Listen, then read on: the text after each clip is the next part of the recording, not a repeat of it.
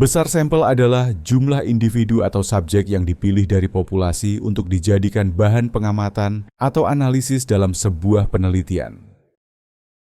Misalkan kita ingin mengetahui apakah makanan kesukaan murid-murid di sebuah sekolah dasar. Idealnya, tentu saja hal ini harus kita tanyakan kepada seluruh murid di sekolah tersebut. Tetapi, misalkan ternyata jumlah murid di sekolah tersebut sangat banyak. Katakanlah sekitar 3.000 orang. Dan tidak dimungkinkan bagi kita untuk menanyakan kepada seluruh murid.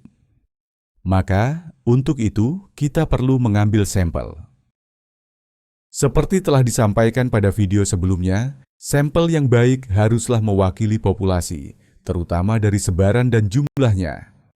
Untuk itu, dalam penentuan sampel terdapat dua hal utama yang perlu diperhatikan, yaitu teknik pengambilan sampel dan besar sampel.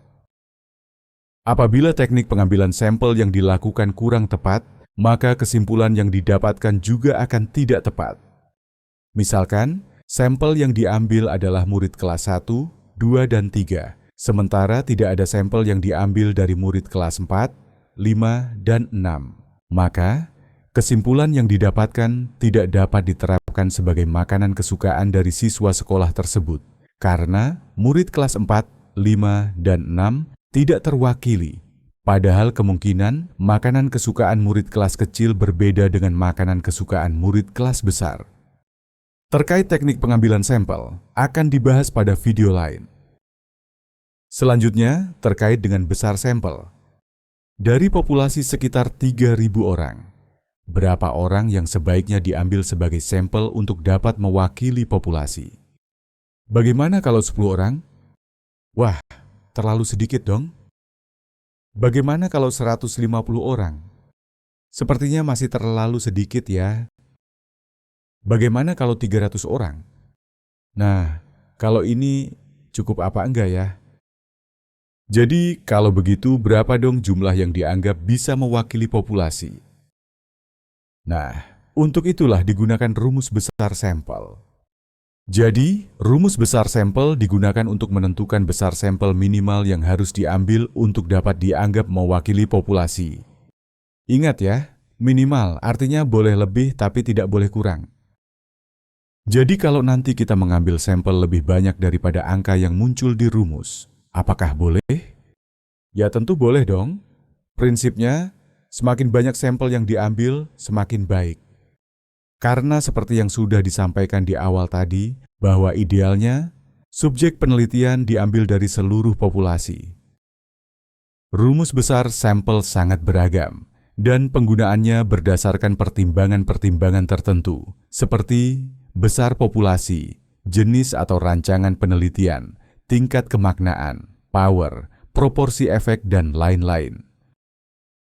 Tapi video ini tidak akan membahas tentang penentuan rumus besar sampel.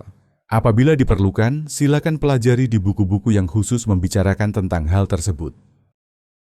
Selanjutnya, saat menggunakan rumus besar sampel, akan sering dihasilkan angka yang bukan bilangan bulat, sementara yang diperlukan untuk pengambilan sampel pada umumnya adalah bilangan bulat. Lalu bagaimana ini?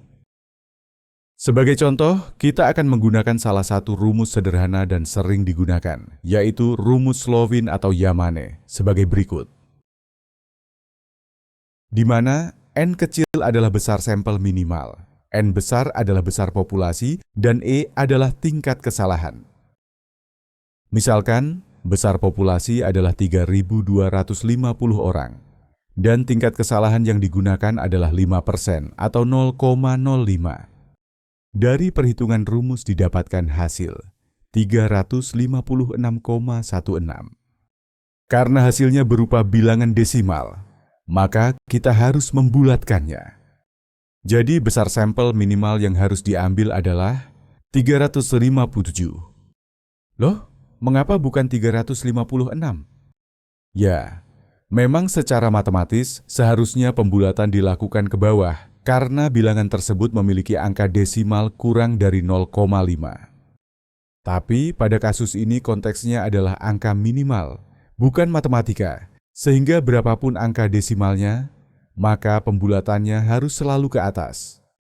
Karena apabila dibulatkan menjadi 356, maka besar sampel akan lebih kecil dari angka minimalnya, sehingga besar sampel dianggap belum dapat mewakili populasi.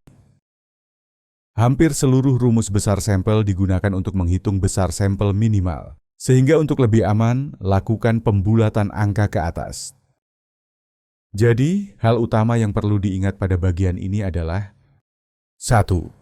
Pembulatan angka hasil perhitungan rumus besar sampel dilakukan ke atas. 2.